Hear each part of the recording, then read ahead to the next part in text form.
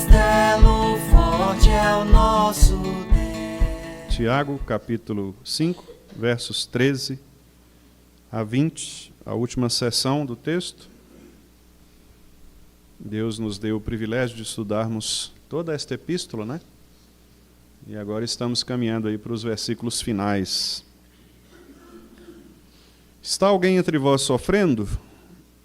Faça oração. Está alguém alegre? Cante louvores. Está alguém entre vós doente? Chame os presbíteros da igreja e estes façam oração sobre ele, ungindo-o com óleo, em nome do Senhor. E a oração da fé salvará o enfermo, e o Senhor o levantará. E se houver cometido pecados, ser-lhe-ão perdoados. Confessai, pois, os vossos pecados uns aos outros, e orai uns pelos outros, para serdes curados. Muito pode, por sua eficácia, a súplica do justo. Elias era homem semelhante a nós, sujeito aos mesmos sentimentos, e orou, com instância, para que não chovesse sobre a terra, e por 3 anos e 6 meses não choveu. E orou de novo, e o céu deu chuva, e a terra fez germinar seus frutos. Meus irmãos, se algum entre vós se desviar da verdade, e alguém o converter, sabei que aquele que converte o pecador do seu caminho errado salvará da morte a alma dele e cobrirá multidão de pecados. Amém, meus irmãos. Hoje eu vou fazer uma leitura geral desse trecho e ainda num próximo estudo eu quero tratar mais especificamente do tema do versículo 14, que é a questão da unção com óleo, e também dos versículos 19 e 20, que é a questão da conversão, né, daqueles que são atingidos pela graça do Senhor por meio da pregação. Então, eu não vou entrar hoje, né, nesses detalhes mais sofisticados do texto, vamos dizer assim, mas quero ficar apenas nessa parte panorâmica, mostrando como que Tiago aqui ele encerra a sua carta, mostrando que uma fé madura, ela vai sempre se mostrar dependente do Senhor. Então ele termina com oração, e isso é muito interessante, né? A carta finaliza com oração, com o exemplo de um dos grandes homens de Deus do passado, que foi Elias, e mostrando que a oração é o meio que Deus estabeleceu para que nós possamos acessá-lo e também demonstrar a nossa intimidade e nossa confiança nele. E, associada à oração, ele também fala a respeito da nossa preocupação com o próximo, que é exatamente o que ele vai nos dizer aqui nos versos 19 e 20, né, que vão tratar do cuidado e da restauração com aqueles que são disciplinados. Ele vai falar a respeito do perdão de pecados, no versículo 15, mostrando que, muitas vezes, né, os pecados, eles levam, ou nos levam, a problemas, inclusive físicos mesmo, a doenças, né? Nós vamos falar um pouquinho sobre isso também quando falarmos sobre a unção, né, com óleo. Algumas pessoas elas pecam e o pecado gera problemas físicos mesmo, gera problemas no corpo, né? Não apenas espirituais, mas problemas no corpo. E nos versículos 19 e 20, ele vai falar então sobre a preocupação que nós devemos ter com aqueles que se desviam da verdade, né? Se alguém se desviar da verdade, nossa preocupação deve ser a conversão dessa pessoa, a restauração desta pessoa. Muito provavelmente aqui ele esteja falando a respeito da disciplina mesmo que deve existir na igreja do Senhor. Nós devemos cuidar uns dos outros, né? Porque à medida que cuidamos uns dos outros, nós temos os nossos pecados perdoados, porque nós vamos confrontando o nosso comportamento com a palavra de Deus, e a palavra vai nos confrontando, e assim, à medida que nós somos confrontados pela palavra, nós nos arrependemos e passamos a ter uma vida justa, adequada diante do Senhor. Mas eu quero iniciar então com a questão mais gritante aqui do texto, que é o aspecto da oração, né? Ele começa dizendo: está alguém sofrendo? Está alguém entre vós sofrendo? Repare que o entre vós é muito importante nesse versículo, porque mostra exatamente uma preocupação de Tiago com a comunhão dos santos, né? Não que nós não possamos orar por aqueles que não estão entre nós, mas aqueles que estão entre nós, eles são, de certa maneira, a preocupação primeira. Então, por exemplo, nós oramos por pessoas que não estão entre nós. Por exemplo, missionários que estão distantes, parentes, né? Muitos irmãos aqui pedem orações por parentes que estão distantes, por missionários, etc. Obviamente não há nada de errado nisso, né? Muito pelo contrário, devemos orar por eles também. Mas a ideia de Tiago aqui é mostrar que a nossa primeira preocupação é exatamente com aqueles que estão do nosso lado. Porque o raciocínio é muito simples, né? Se você não é capaz de se preocupar com aquele que está ao seu lado, não faz sentido você se preocupar com aquele que está distante de você. Tanto que a própria pregação do Evangelho, ela também segue essa mesma lógica, né? Quando em Atos 1:8, o texto fala a respeito do derramamento do Espírito, né? Ele vai tratar depois disso nos capítulos seguintes. Ali já há um anúncio do que os crentes serão, né? Os crentes serão testemunhas do Senhor. E recebereis poder ao descer sobre vós o Espírito Santo, e sereis minhas testemunhas. E aí ele dá uma ordem: Jerusalém, Judéia, Samaria e confins do mundo. Quer dizer, a ideia é, primeiro Jerusalém, primeiro na nossa casa, depois um pouquinho mais Judéia, depois um pouco mais Samaria, está um pouco mais distante, e finalmente os confins da terra. A ideia do texto é mostrar que nossa principal atenção deve ser dada exatamente àqueles que estão próximos de nós. Esse é o nosso próximo, né? Aliás, foi a pergunta que Jesus recebeu daquele mestre da lei que disse assim: quem é o meu próximo, né? E Jesus contou a parábola do samaritano para dizer para ele que o próximo é aquele que está mais próximo mesmo, independentemente da sua religiosidade, independente da sua confissão de fé, porque ali era uma pessoa que estava morta, né, praticamente morta, não dava para saber quem era, a pessoa não conseguia falar, a pessoa não estava vestida, então não dava para você identificar quem era aquela pessoa. E Jesus está dizendo, não interessa quem é a pessoa, o que interessa é que ela está próxima, né? É ela que você precisa atender, porque ela é a pessoa imediata que depende do seu cuidado. Então, quem depende do nosso cuidado? Aqueles que estão imediatamente diante de nós. Às vezes a gente está preocupando com gente que está longe, e o irmão do lado aqui está tendo um problema, está passando por uma necessidade, tem algum tipo de dificuldade, e a gente não ajuda, né? Então, essa é uma preocupação interessante. Por isso, Tiago, ele inclui essa expressão entre vós, né? Está alguém entre vós sofrendo? Porque se a gente não é capaz de perceber o sofrimento de quem está próximo, como eu disse, não justifica você se preocupar com aqueles que estão distantes, né? Então, está alguém próximo de nós sofrendo? A receita dele é faça oração, faça oração. Está alguém entre vós, ou está alguém alegre? Cante louvores, né? Está alguém entre vós, novamente, doente? Chame os presbíteros, façam oração, ungindo com óleo em nome do Senhor. Então ele dá aqui 3 exemplos, né? Alguém que esteja sofrendo, ele não diz exatamente a razão do sofrimento, e não é preciso dizer, porque nós sabemos o que significa sofrer, né? Nós sabemos o que significa o sofrimento. Está alguém alegre, também ele não entra em detalhes sobre a razão da alegria, mas também revela um tipo de emoção muito comum do ser humano. E a doença, né? Que pode ser interpretada aqui tanto no aspecto espiritual como físico mesmo, que é o que nós vamos tratar depois.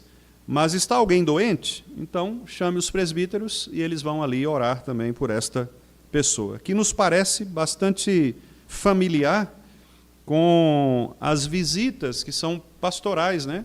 Os presbíteros, quando visitam irmãos da igreja que estão enfermos mesmo, né? Então, tem um irmão enfermo, uma irmã enferma, então os presbíteros vão ali e visitam essa pessoa, oram com ela, né? Oferecem a ela todo o tratamento espiritual necessário para aquele momento de sofrimento, de dor, né?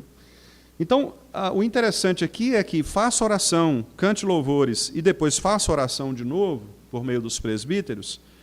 Os irmãos vão perceber que, de maneira muito interessante, a expressão cante louvores aparece aí no meio de 2 orações, né? Está alguém sofrendo, oração. Está alguém doente? Oração. Por que aparece cante louvores com alguém alegre e não aparece oração de gratidão, por exemplo? Porque alguém poderia falar, uai, engraçado, só ora quando está ruim, né? Ora quando está sofrendo e ora quando está doente. Por que não ora quando está alegre? Mas aí que é a questão do texto, né? Tiago não está falando, não está fazendo aqui uma diferença entre cantar louvores e orar. Porque na Bíblia, cantar louvores é orar. Quando nós cantamos louvores ao Senhor, nós estamos orando. As orações de gratidão do povo de Deus eram orações cantadas. Basta você ler os Salmos. E você vai ver quantas vezes os Salmos são salmos de gratidão. As pessoas estavam indo para o templo, indo para o tabernáculo, indo cultuar a Deus, e elas cantavam hinos de gratidão ao Senhor. Por isso que aparece em Colossenses 3,16. Quem vai ler lá para nós, por favor? Colossenses 3,16.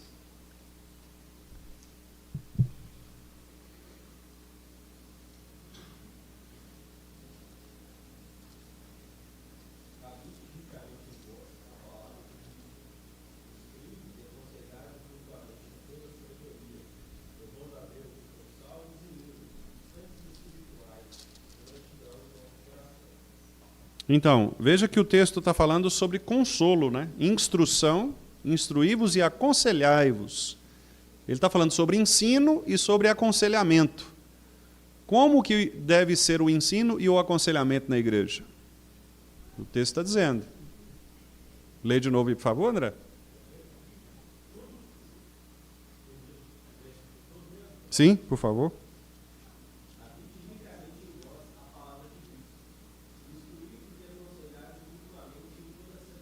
Veja agora.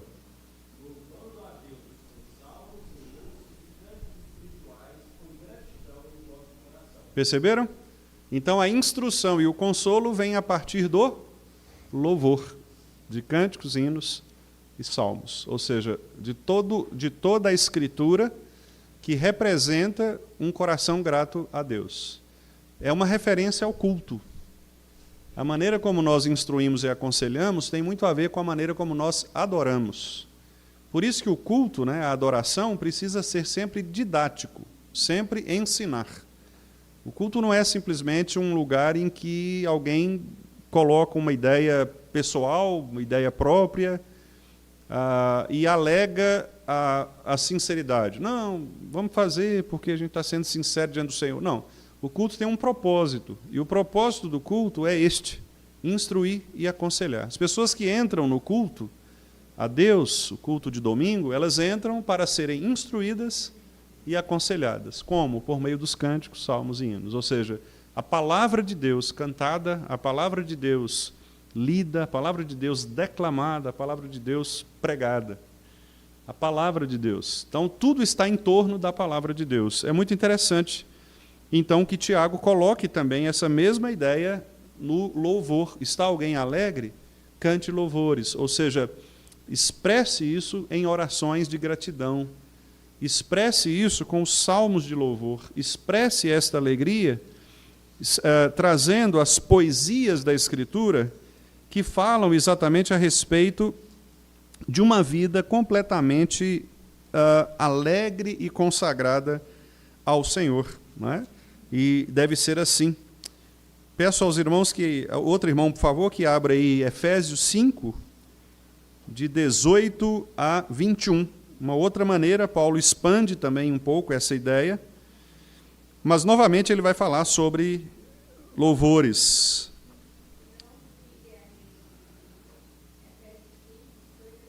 Exato.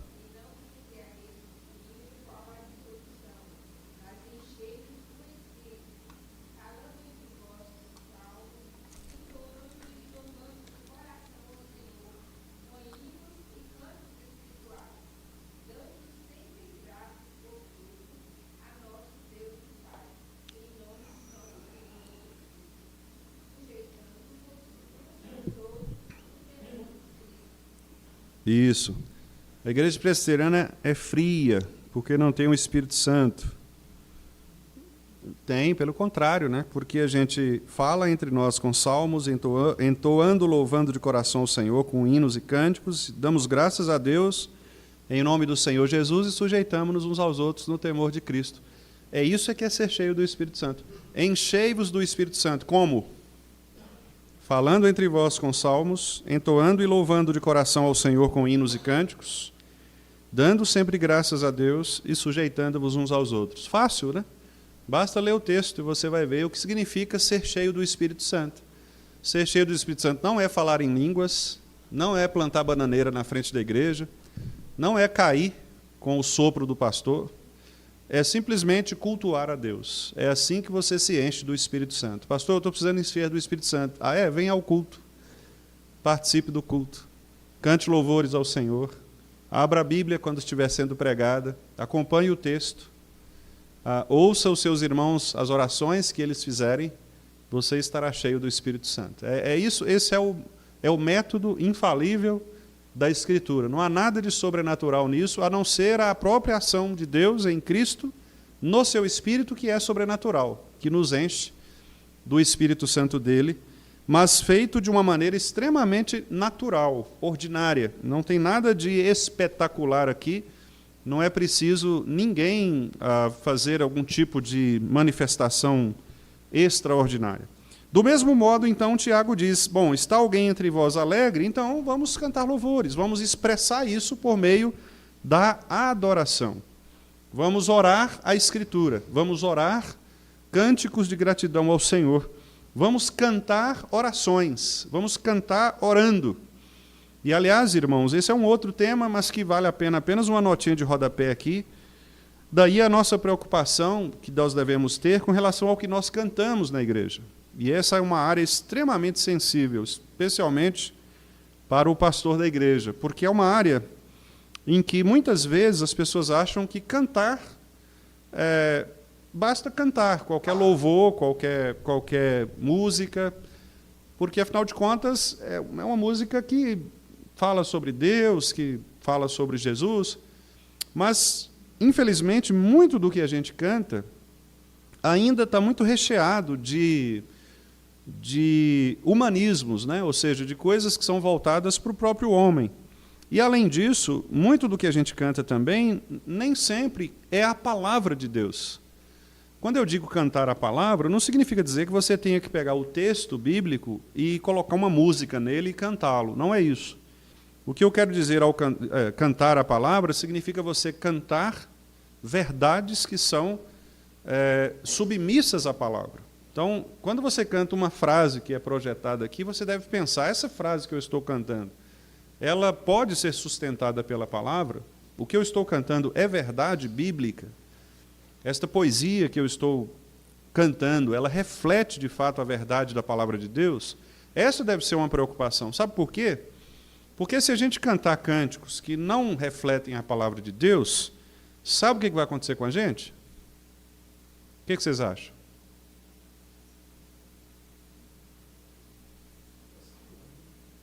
Não vai acontecer nada. Nenhuma. Não vai acontecer nada. Você vai, é igual comer algodão doce. Aqueles biscoitinhos sucrilhos, aquele que você come o saco e continua comendo e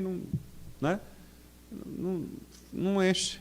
É a mesma coisa. Você está cantando, é doce, é saboroso talvez, é gostoso, mas não te dá nenhuma nutrição. Esse é o grande problema de nós cantarmos cânticos que não são fundamentados pela palavra. Claro que alguns deles são até piores, porque chegam a ser blasfêmias, né? Chegam a ser mentiras contra Deus. Aí já é um outro problema, aí já é pecado mesmo. Nós estamos declarando coisas que são mentirosas. Mas vamos supor que nós estamos declarando coisas que não são mentirosas, mas que são fraquinhas, né? Não há nenhuma substância nisso. Às vezes eu até comento, né, com alguns irmãos assim mais próximos a respeito disso, né? A respeito da possibilidade de nós escolhermos hinos, cânticos que sejam de fato, que reflitam de fato a nossa teologia bíblica, né? A verdade que a gente canta. E às vezes são cânticos até bonitos melodicamente, mas são fracos do ponto de vista bíblico, né? Não é o tema agora, mas eu só estou aproveitando exatamente porque Tiago menciona isto como uma forma de cura. Porque está alguém alegre, cante louvores, ou seja, expresse com a palavra de Deus, né? Cante a Bíblia, cante salmos, hinos, cânticos espirituais eram formas diferentes, né, de expressar, né, poesias da palavra de Deus. Cante os salmos, ore os salmos. Né? Eu até estava assistindo, dia desses, uma aula com um pastor, o Dr. Eber Júnior, ele falava sobre isso, né, sobre... Aliás, nós até fizemos isso aqui recentemente, um dos irmãos, o presbítero Emerson, ao orar, não só ele, mas me lembro também que alguns outros irmãos fizeram isso. Quando foram orar, por exemplo, oração de confissão, tal, eles oraram o texto bíblico, né? Abriram a Bíblia e oraram. E aí o reverendo Weber falava isso, né? O quanto é importante nós fazermos isto, porque a gente às vezes acha que o culto a Deus, refazendo a frase, a gente acha que a espontaneidade, né? O fato de a gente ser espontâneo, necessariamente é o que caracteriza o culto. Né? E não é. Não é a espontaneidade que caracteriza o culto. O que caracteriza o culto é a obediência, não a espontaneidade. Então, por exemplo, o irmão André, ele é bombeiro militar. E o bombeiro militar tem uma farda, uma roupa que ele precisa usar. O irmão Bruno é policial militar, ele tem uma farda, tem uma roupa que ele precisa usar. Eles não podem ser espontâneos ao se apresentarem ao comandante, por exemplo. Então, o Bruno quer ser espontâneo. E ele vai de bermuda, vai de boné, vai tomar uma cadeia, né, Bruno? Com certeza. Então, veja, a espontaneidade, ela não faz parte do culto. O que faz parte do culto é a obediência sincera, uma obediência de alguém que está diante daquele que requereu tal ação. Então, Deus requer de nós uma postura no culto. E nós nos apresentamos nesta postura que Ele requer de nós. Se o irmão Bruno for convocado pelo seu comandante para ir até a sala do comandante, tem toda uma postura, uma liturgia que ele vai obedecer. A forma de chamá-lo à porta, a forma de se adentrar à sala, a forma de se portar diante dele. Não vai chegar, por exemplo, sentar na cadeira e colocar o pé em cima da mesa, né? Não vai fazer isso. Ele tem uma postura, uma liturgia. E eu tenho absoluta convicção de que tanto os irmãos André, como o Bruno, como o Tiago, como o Renato, né? Eu estou citando aqui os militares, né? Eu tenho absoluta convicção de que eles fazem isso com muita tranquilidade, muita clareza. Porque eles sabem que é assim. É um ambiente onde eles estão. Não há necessidade de subverter o processo, vamos dizer assim, de causar uma revolução. Não é? A partir de hoje eu não vou usar mais farda, eu vou usar um kilt, né? aquela saia escocesa, né? Que os homens usam lá. Quer dizer, não faz sentido. E, às vezes, no culto as pessoas querem fazer isso. Né? As pessoas elas querem chegar no culto e ser espontâneas. Inclusive no louvor. Esse louvor que os irmãos já ouviram, e eu sei que aqui na igreja existiu por um tempo, hoje, graças a Deus, não existe mais, esse louvor espontâneo, né, das pessoas falarem durante as músicas, das pessoas estarem cantando e, de repente, expressarem fazer um mini sermão, não é? Porque ela não está contente com o sermão do pastor, então ela precisa fazer um sermãozinho para a igreja. Né? Então, geralmente, as meninas ali, porque, irmãos, a graça do Senhor libera sobre nós, não é? Aquelas coisas assim, patéticas, que são absolutamente ridículas. Isso não está no culto a Deus. Isso não é parte do culto a Deus.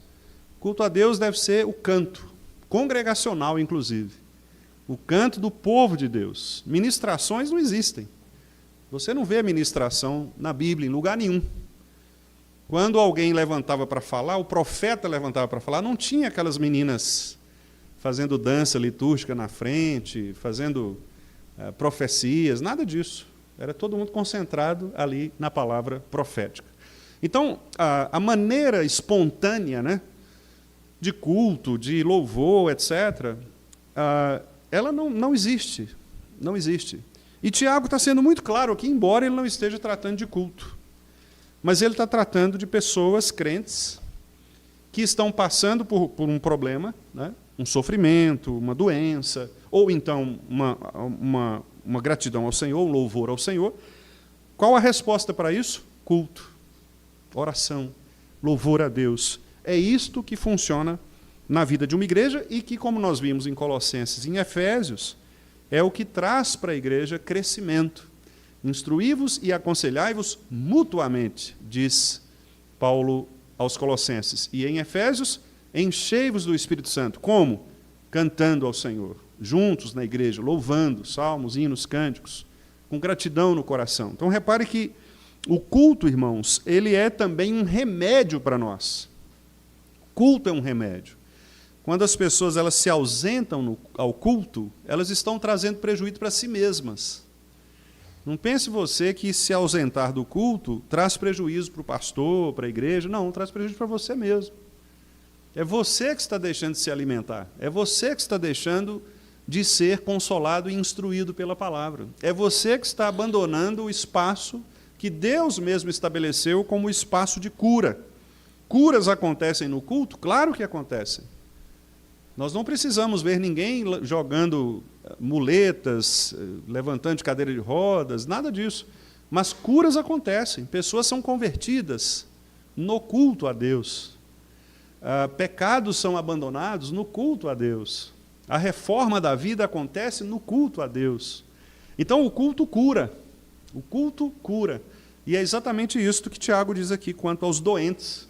Chame os presbíteros, chame os pastores da igreja, que são os presbíteros, e estes vão fazer oração, eles vão cultuar ao Senhor, em espírito e em verdade, e esta pessoa será curada. Se tiver cometido pecados, os pecados serão perdoados. Por quê? Porque o poder do culto, da palavra de Deus, transforma corações. O Evangelho é capaz de mudar corações, de transformar vidas. Então, toda a nossa vida, seja de sofrimento, seja de alegria, deve ser vivida diante do Senhor. Essa é a tese de Tiago aqui. Nós devemos orar em todo o tempo, devemos invocar o nosso Deus em todo o tempo, principalmente nos tempos de angústia, e devemos aprender a louvar a Deus em todos os momentos de nossa vida. Querem ver? Alguém leia, por gentileza, 1 aos Tessalonicenses 5, 16 a 18.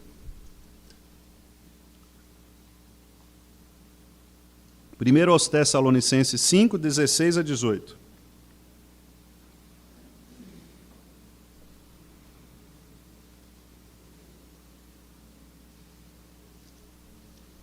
Quem achar aí pode ler, por favor. Regozijai-vos sempre, orai sem cessar, em tudo dai graças, porque esta é a vontade de Deus em Cristo Jesus para convosco. Isso aí. Regozijai-vos sempre.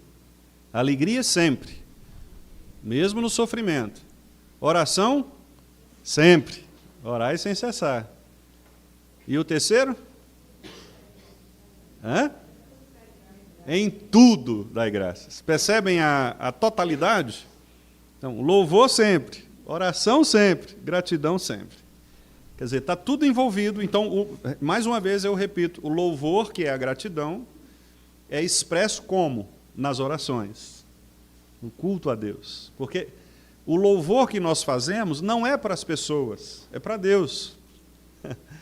Então, quando nós estamos cantando a Deus na igreja, o hino, um cântico, nós estamos dirigindo esse cântico a Deus.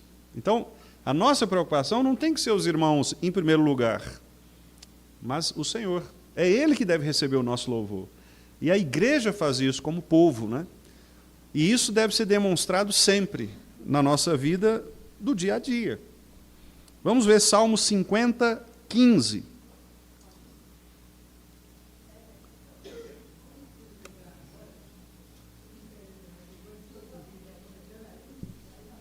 Uhum.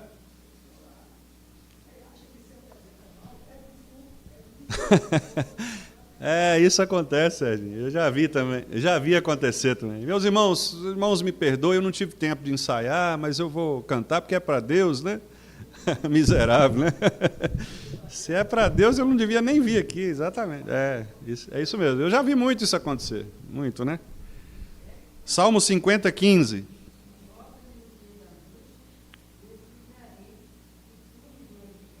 Isso. Então aí invocar no dia da angústia, né, o salmista falando que há momentos em que nós precisamos estar mais próximos mesmo, né? Às vezes a pessoa fala, o fulano só ora quando a coisa está braba, né? Mas é que quando a coisa está braba, o crente ele se devota mais a Deus mesmo, né? Não porque ele não faça isso em outros momentos, mas porque alguns momentos exigem de nós uma postura de maior contrição mesmo, não é? Lembre-se de Eclesiastes 3, né? De 1 a 8, há tempo para tudo. Às vezes você vai estar alegre demais, as suas orações serão orações de regozijo, de alegria, mas em outro momento talvez você precise colocar a boca no pó mesmo, né? E clamar ao Senhor, e clamar ao Senhor, e como aquela viúva, né? Importunar aquele juiz ali para que a causa seja julgada, né? Então, você vai ter que mesmo insistir com o Senhor. Isso pode acontecer e não é nenhum pecado nós nos curvarmos, né, de maneira mais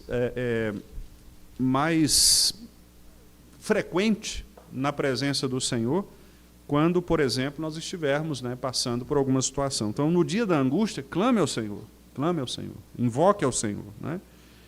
Salmo 103, 1 e 2.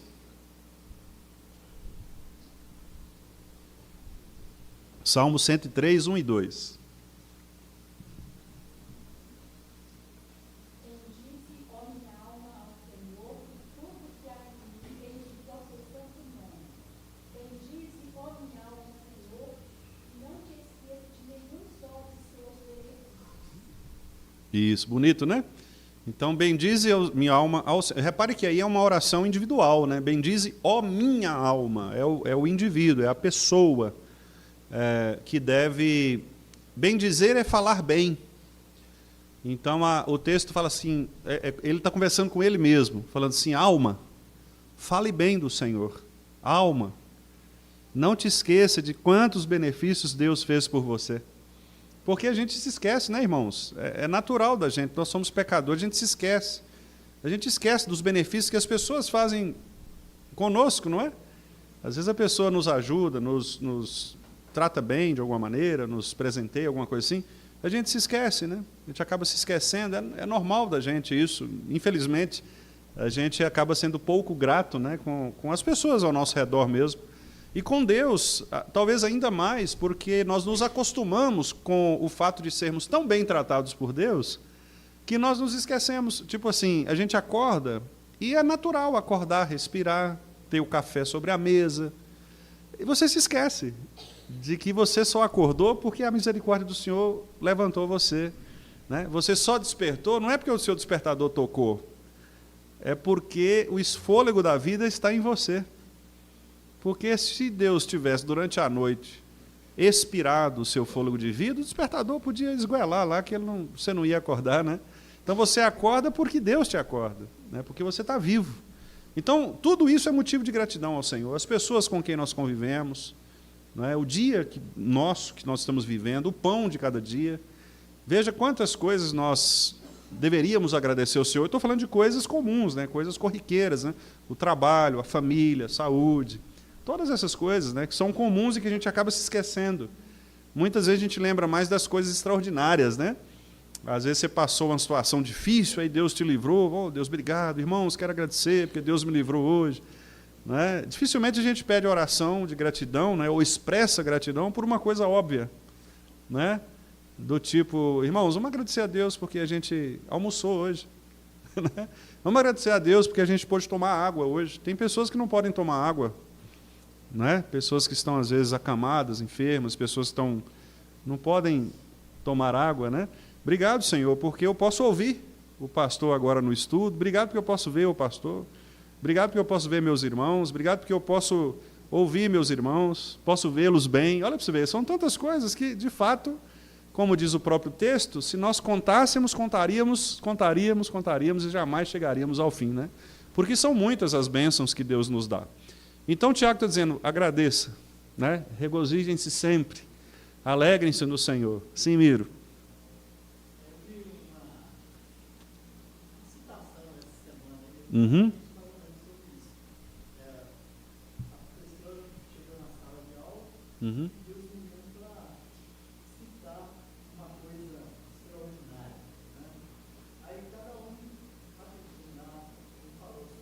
Aham.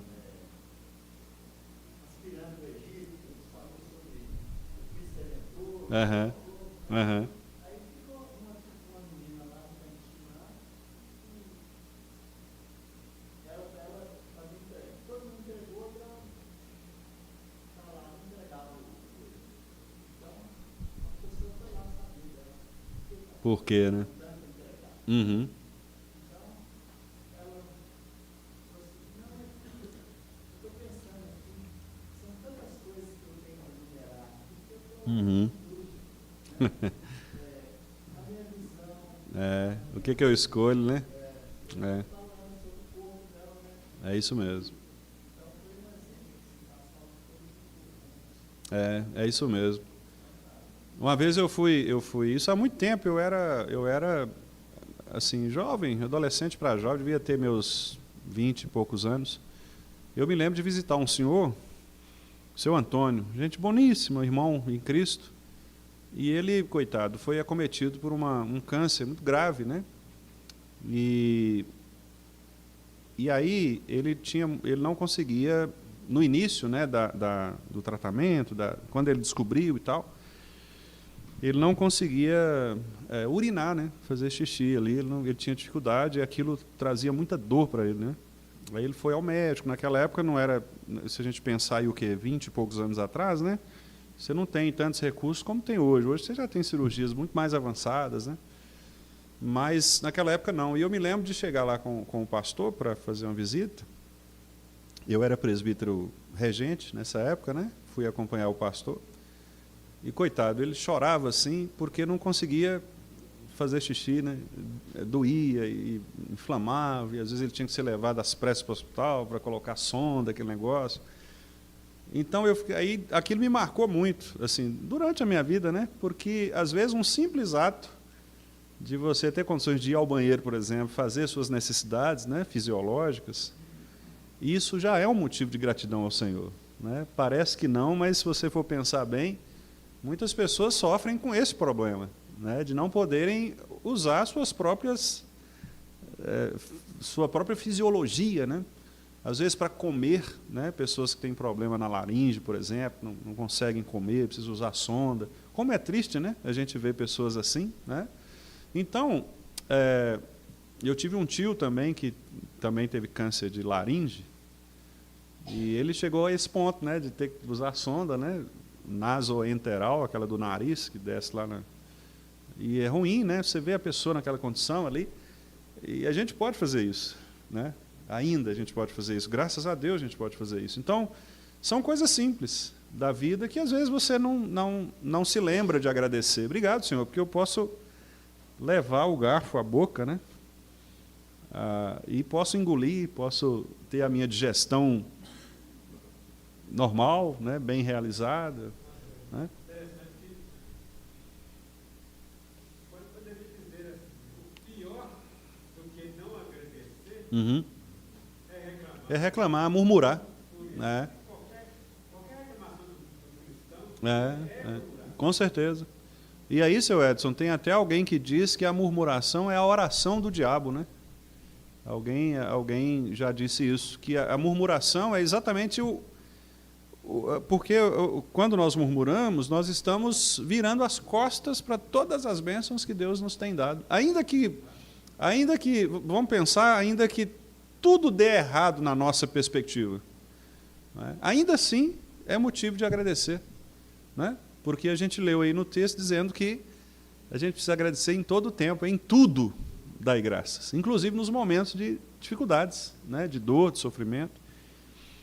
Por isso que quando a gente vai visitar a Dona Marina, né, a gente fica sem graça, porque a Dona Marina, coitada, com todo sofrimento, ela agradecendo a Deus, né?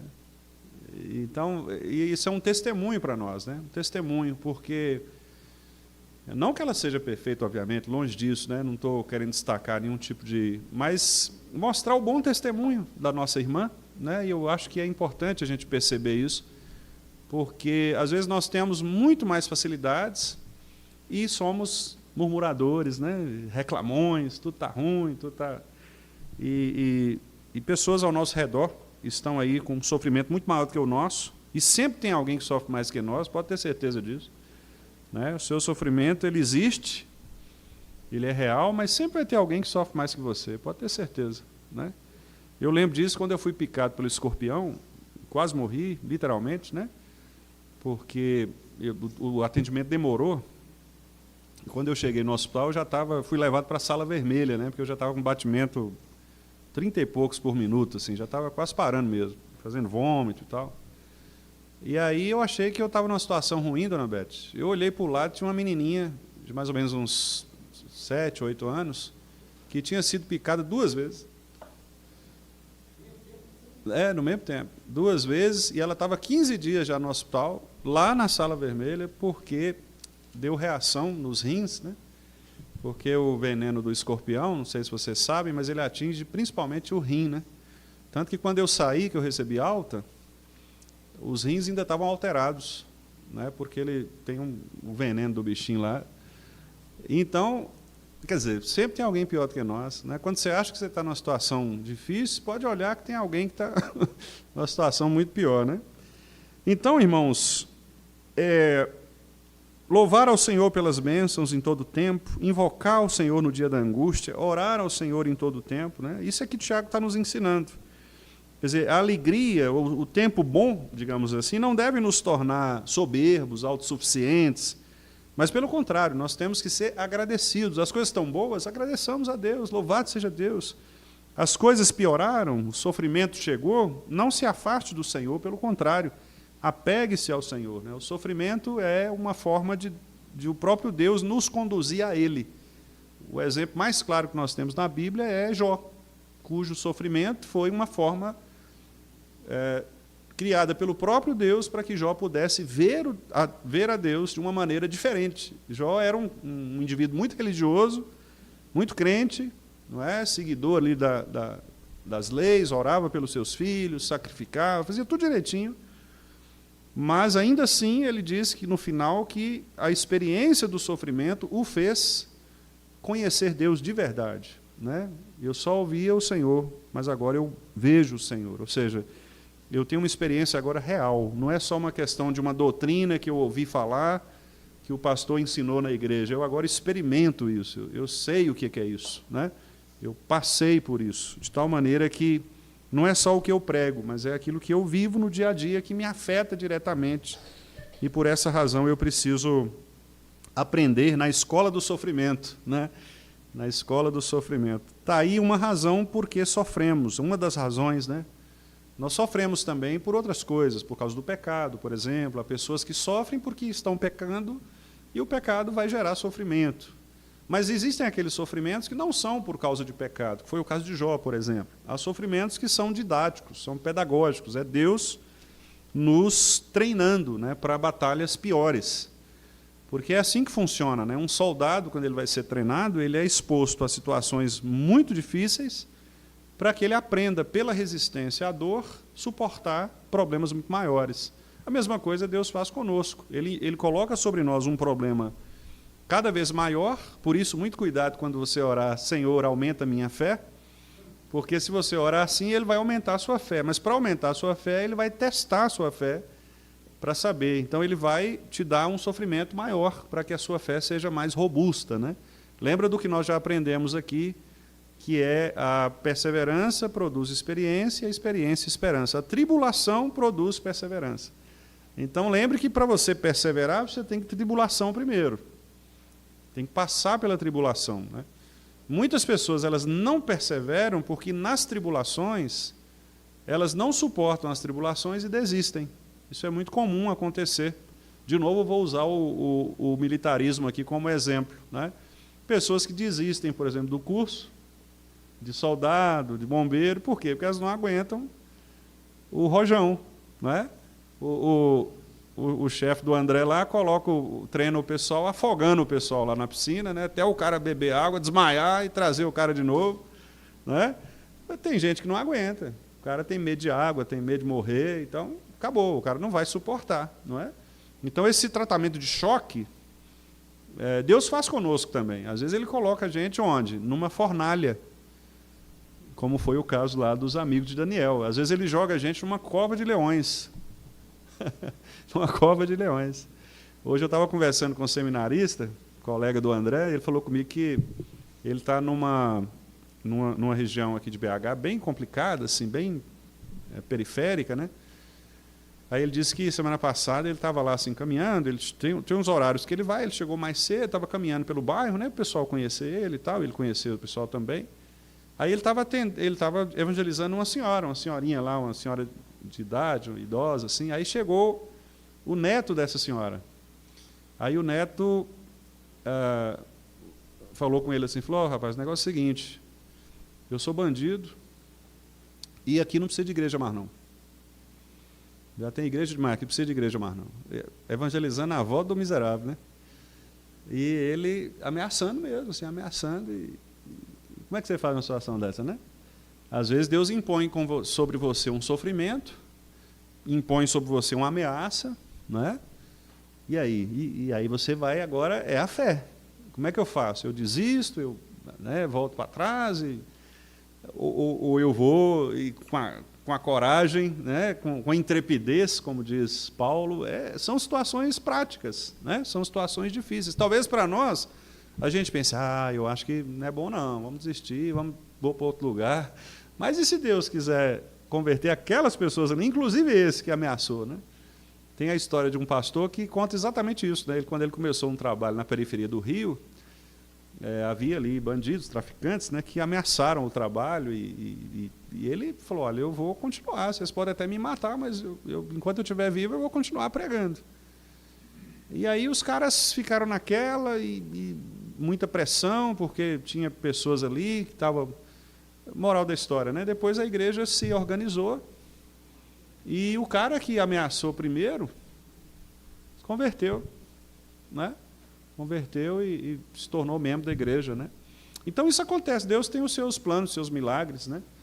Mas ele faz isso com gente que passa pelo teste, né? Não estou falando aqui, irmãos, de uma coragem pessoal, não tem nada a ver com, eu sou corajoso, eu vou lá, quer ver? Não, nós estamos falando aqui de uma ação do Espírito Santo. O Espírito Santo dá coragem. Não pensem vocês que os 3 amigos lá de Daniel foram para a fornalha assim, pode senta o fogo aí, né? Vai, cadê? Manda, né? Não, eles foram, obviamente, eles sabiam que eles iam morrer. Tanto que a frase deles é, se o Senhor quiser.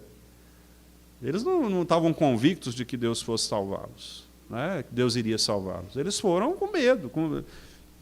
Nós não vamos negar. Se tiver que morrer, não vamos morrer. Fazer o quê? Né? E Deus honrou, né, aquela fé que eles demonstraram ali, até para demonstrar o seu próprio poder diante de Nabucodonosor, né? Então, o medo que nós temos das situações, ele pode acontecer, ele pode vir, né? Não pense os irmãos que esses apóstolos todos aqui, mesmo depois deles, né, os pastores da igreja, os pais da igreja, os reformadores, não pensa que eles, tipo assim, eram tudo, não tinha medo, chegavam, não, eles às vezes davam medo, eles fugiam. Há casos de fugas, né? O próprio Calvino, por exemplo, a história conta que ele desceu uma vez amarrado num lençol para fugir, né, da perseguição católica. Então, tem que fugir, você não precisa também morrer de graça, vamos dizer, né? Você não se entregar. Mas, se tiver que passar pelo sofrimento, né? Se você tiver que passar, Deus vai dar a você a coragem espiritual, não essa coragem humana, né? Essa vamos dizer assim, né? Essa coisa do homem ali, de achar que vai vencer pela sua própria força. Não. É sempre Deus que capacita. Davi, diante de Golias tinha 3 metros de altura, né? 3 metros. Parece aqueles memezinhos que a gente vê na internet. Não sei se os irmãos já viram, que é uma montagem, né? Uma brincadeira que eles fazem, de um carro choca no outro assim, aí desce uma pessoa do carro toda brava e querendo brigar, aí do outro carro vai, os vidros são todos escuros, né? Aí na hora que a porta abre, sai um cara de 2 metros e tanto, todo... aí o camarada que estava xingando, reclamando, falou, como é que você está? Eu só vim ver o que eu posso fazer aí para consertar. O cara fica todo... Né? É igual criminoso, né, Bruno? Quando é machão, né? Aí chega diante da polícia, não senhor, não senhor, não senhor, né? Aí afina, né? O cara fica bonzinho, né? Então, não é dessa coragem que nós estamos falando. Nós estamos falando de uma coragem espiritual, né? Quer dizer, saber que Deus vai te guardar, ou você pode até morrer mesmo, perder a vida, como muitos fizeram, né? Mas você vai ser fiel até a morte, né? Como diz o texto de Apocalipse. Sim, Gabi.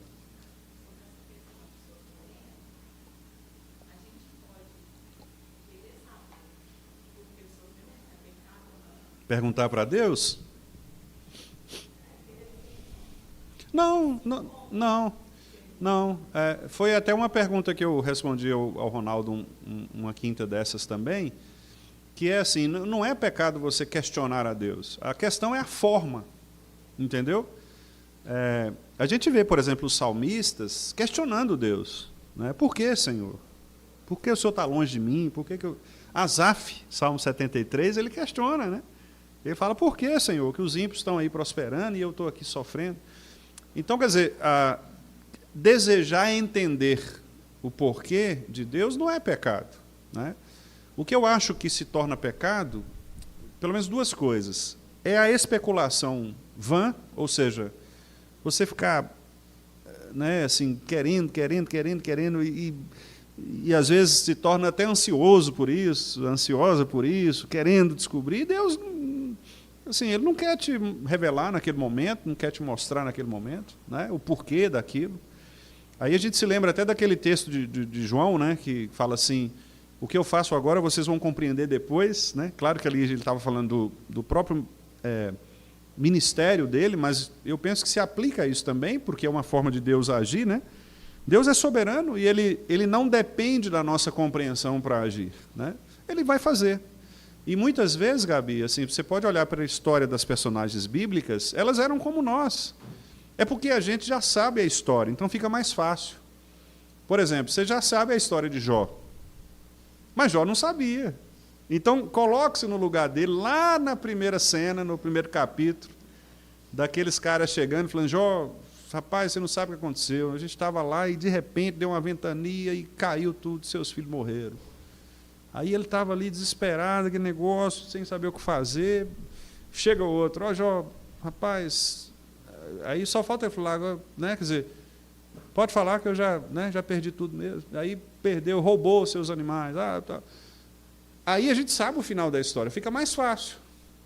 José, 17 anos jogado no buraco, quase morto. Só não foi morto porque a providência de Deus, obviamente, mas o irmão, né, Rubem, falou, não, gente, não precisa matar o menino. Né, vamos vender ele como escravo, deixa ele... A gente mente para o nosso pai, pega um bicho aqui, leva um sangue, fala que ele foi atacado por um animal, morreu e tal, né? Quer dizer, armaram lá o negócio. José não sabia. Ele estava dentro do buraco, foi vendido, ele não fazia ideia de para onde ele ia, se ele ia sobreviver, se não ia. Você entendeu? Então, assim, eu vejo o sofrimento nessa perspectiva. Então, assim, às vezes Deus ele te dá um determinado sofrimento, às vezes ele te dá algum discernimento para você ter, assim, digamos, uma aparente compreensão, uma possível compreensão, às vezes não. Às vezes não. Né? Por isso que a gente precisa mesmo viver debaixo da providência, da dependência dele. Né? Assim, seja o que for, nós estamos na mão de Deus. Nós não sabemos o que vai acontecer conosco. Né? Senhor, eu estou sofrendo, não sei por que eu estou sofrendo. Jó, né? Jó ficou o tempo todo, gente, por que eu estou sofrendo? Não é possível. Eu não pequei, não... Aí chegavam os amigos lá, mas eu não concordo com isso, não, está errado, e ficou o tempo todo, né? Está errado, eu não tenho pecado nenhum, eu não fiz nada contra Deus, o que será que está acontecendo? Ele ficou nessa angústia, né? E Deus não o puniu por isso, pelo fato de ele questionar, de ele perguntar. Tanto que nos capítulos finais, né, são capítulos muito bonitos, né? Os últimos capítulos, Deus falando com ele, né? Jó, vem cá, quer dizer, aí você percebe ali no livro de Jó, como Deus ele é amoroso de dialogar conosco, né?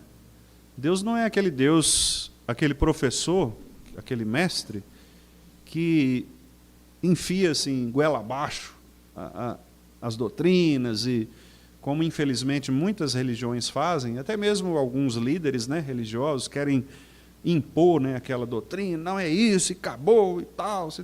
né? Não, Deus dialoga, Deus conversa. Jó, você já pensou nisso? Eu criei todas essas coisas, tal. E ele vai, aí Jó replica, não, Senhor, mas aí ele fala, não, Jó, mas espera aí. E aí, didaticamente, né, como mestre que ele é, ele vai ensinando na própria vida prática. E aí, por isso que chega no capítulo 42, com aquela declaração maravilhosa, né? Eu te conhecia só de ouvir, mas agora os meus olhos te veem. Quer dizer, aí ele fala assim, e eu me arrependo no pó e na cinza. Interessante, né? Que a visão correta de Deus nos leva ao arrependimento, né? Todas as vezes que nós compreendemos quem Deus é, nós somos levados ao arrependimento. Não tem ninguém, Gabi, que diante de Deus não se curve diante dele. Essas lideranças religiosas que são assim, que pregam, né, essa religião de soberba, de eu determino, eu não aceito, essa coisa toda, isso aí, olha, é um anti-evangelho. Porque o evangelho de verdade é o evangelho de Isaías 6. Eu vejo Deus e agora, o que eu faço, Senhor? Sou um homem de lábios impuros, habito no meio de um povo de impuros lábios. É o evangelho de Jó, que se curva diante de Deus. É o evangelho de João, que cai como morto na ilha de Pátimos. É sempre curvar-se diante da soberania do Senhor, reconhecer quem Ele é na sua santidade e reconhecer a nossa total dependência dEle. Esse é o caminho do evangelho. E é por isso que o evangelho é tão agressivo, porque ele manda a pessoa se humilhar. Mas qual ser humano quer se humilhar? Pensa para você ver. Naturalmente, qual ser humano quer se humilhar? A gente quer ter razão em tudo. Não é? Até numa simples discussão a gente quer ter razão. Esse banco é verde musgo. Não, é verde oliva. Não, é musgo. Não, é oliva. Não é? Você quer ter razão. A rampa vai escorregar. Não vai, não vai. Não é? Você quer ter razão em tudo. Não é assim? Imagine quando Deus fala, você está em pecado. Não estou não. Isso aí não é pecado não, a gente dá um jeito. É pecado. Não é não. Isso aí que você tem é ira. Ira? Não, é transtorno opositor desafiador. Não é ira. É ira, rapaz. Não, isso aqui é transtorno opositor, tenho certeza. O psicólogo me falou. Não, é ira. Entendeu? Deus está falando, mas aí você fica lutando contra Deus. É assim. Né? Então, o arrependimento ele é um negócio complicado, porque não depende de nós, depende do Espírito Santo.